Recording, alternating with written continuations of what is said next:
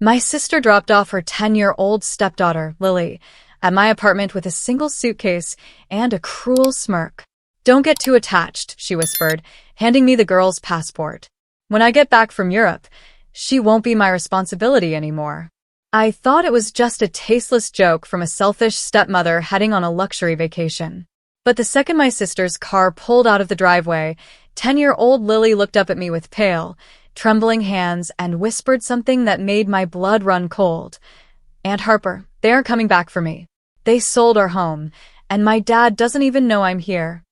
That night, a tiny hidden key inside Lily's backpack revealed a web of corporate fraud, illegal asset liquidation, and a cold-blooded betrayal that threatened to ruin all of our lives. Follow my story to the end, and comment the city you're watching from so I can see how far this reaches. My name is Harper. I'm 27 years old, and up until last Tuesday, my biggest daily stress was grading high school English essays and keeping my apartment plants alive. I've always been the dependable, quiet sister, the exact opposite of Vanessa. Vanessa is 2 years older, effortlessly glamorous, completely self-centered, and married to Richard, a high-powered corporate executive who built his reputation on crisp suits and a cold demeanor. When my doorbell rang at 8 o'clock on a rainy Tuesday evening, I wasn't expecting anyone. Opening the door, I found Vanessa standing on my welcome mat, holding a designer overnight bag, with Richard's 10-year-old daughter, Lily, standing quietly behind her. Vanessa didn't even say hello. She just brushed past me into the foyer, her heels clicking loudly against the hardwood. "Harper, thank goodness you're home. We need an emergency favor. Richard and I have a last-minute corporate retreat in Cabo, and the nanny had a family emergency. You need to watch Lily until Sunday." Before I could even process what she was saying, I looked past Vanessa at Lily. The poor girl was soaked, staring down at her wet sneakers, clutching a heavy, locked canvas backpack to her chest like a shield.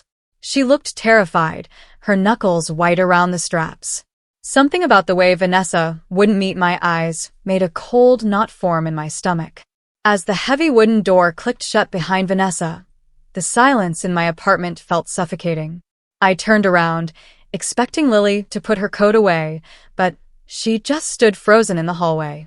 Her hands were still tightly locked around the straps of that canvas backpack, her shoulders trembling. "Lily, sweetie, are you okay?" I asked, kneeling down so I was eye level with her. "Let's get you out of those wet clothes and get some hot chocolate." Instead of answering, Lily burst into tears. It wasn't a normal 10-year-old's tantrum. It was a quiet, suffocating weep born from sheer terror. She practically collapsed against my chest, sobbing into my shoulder. I wrapped my arms around her, holding her tightly while leading her over to the kitchen table. "They're not coming back, Aunt Harper," she sobbed, her voice barely a whisper between hiccuping breaths. I froze, wiping a teardrop from her red cheek. "What do you mean, honey? It's just a weekend trip to Cabo." Lily shook her head frantically and unzipped the front pocket of her locked backpack, pulling out a small brass key. "No, it's not. I heard them arguing last night. They bought one-way tickets to Europe. They signed papers saying you're my legal guardian now, but they used fake signatures. They're leaving me with you forever." My heart stopped. "Lily, that's impossible." With trembling fingers, she unlocked the main compartment of the backpack and tipped it over. Dozens of official documents, bank ledgers, and a sleek silver USB drive spilled onto my kitchen table. "My real mommy left me a trust fund before she died," Lily whispered, her eyes wide with fear. "Dad and Vanessa took all the money today. They told me if I said anything, they'd make sure you went to jail too."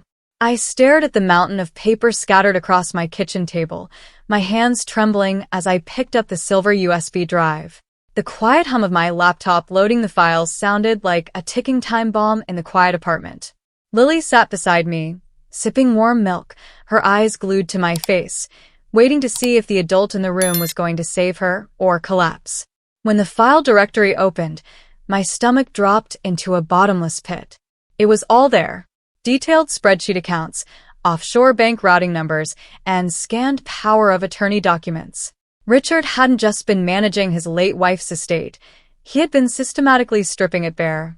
Over the past 6 months, He and Vanessa had liquidated over $1.5 million from Lily's trust fund, funneling the cash into untraceable accounts registered in the Cayman Islands.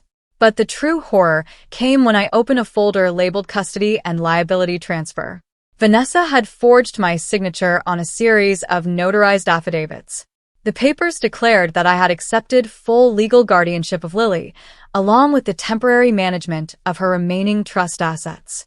Worse, they had deposited a single, suspicious check for $50,000 into my Quiet Credit Union account earlier that morning.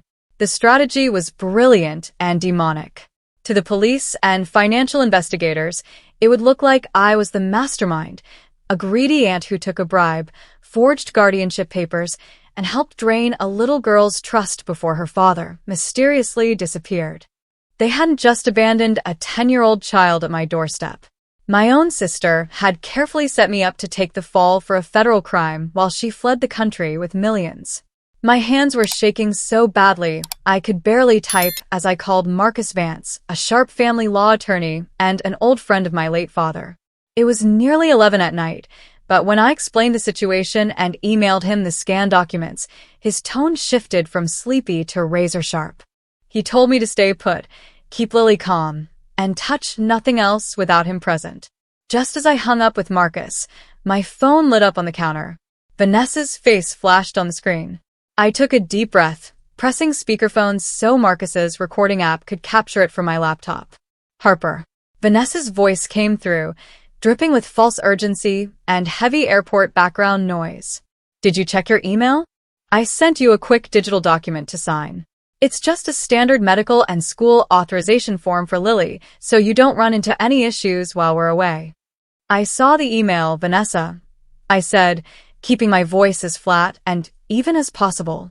Along with the forged guardianship affidavits and the $50,000 transfer into my bank account. The line went dead quiet for 3 long seconds. When Vanessa spoke again, the sweet, concerned sister act was completely gone. Her voice turned ice cold. Listen to me very carefully, Harper, she hissed. You're a high school teacher living paycheck to paycheck. No one is going to take your word over Richard's. If you don't sign that authorization right now, we'll call the authorities from international waters and report that you stole Lily and embezzled those funds yourself. You'll be in handcuffs before breakfast. I'm not signing anything, Vanessa, I said, my pulse hammering in my ears. Then you just ruined your life, she snapped, and slammed the phone down. By 6 o'clock the next morning, Marcus was in my living room, spreading out a series of legal notices and fraud affidavits across the coffee table. He had spent the entire night coordinating with federal investigators and a financial crimes prosecutor. They knew Richard and Vanessa weren't heading to Cabo or Europe just yet. They were scheduled for a private charter flight out of a secondary airfield in 2 hours, waiting on the final electronic signature to secure their offshore transfers. They think you're terrified and cornered, Marcus said, handing me a pen.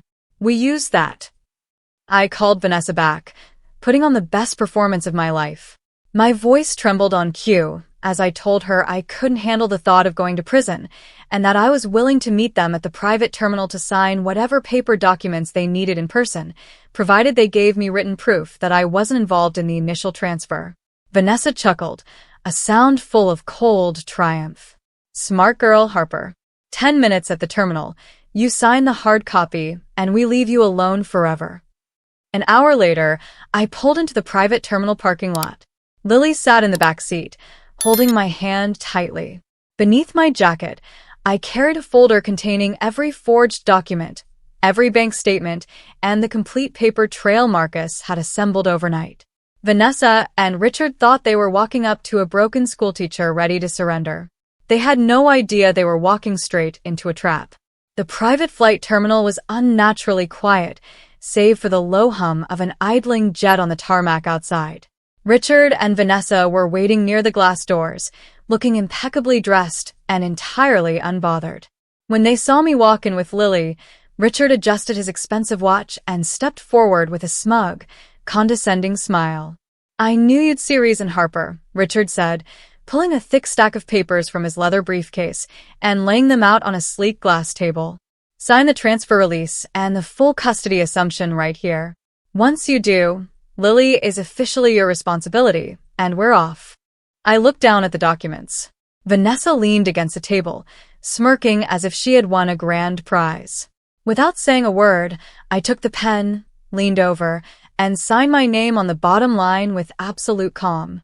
Vanessa let out a sharp sigh of relief and reached for the paper, but Marcus stepped into the terminal right behind me, accompanied by Richard's own corporate legal representative. "What is he doing here?" Richard snapped, his eyes narrowing as he recognized his lawyer's pale, rigid face. "Read the addendum I just attached to your copy, Richard," I said, my voice steady and ice-cold. Richard snatched the top page and began reading. Within 3 seconds, the color completely drained from his face. The paper I had signed wasn't a liability release. It was a court-sanctioned emergency disclosure and freeze order.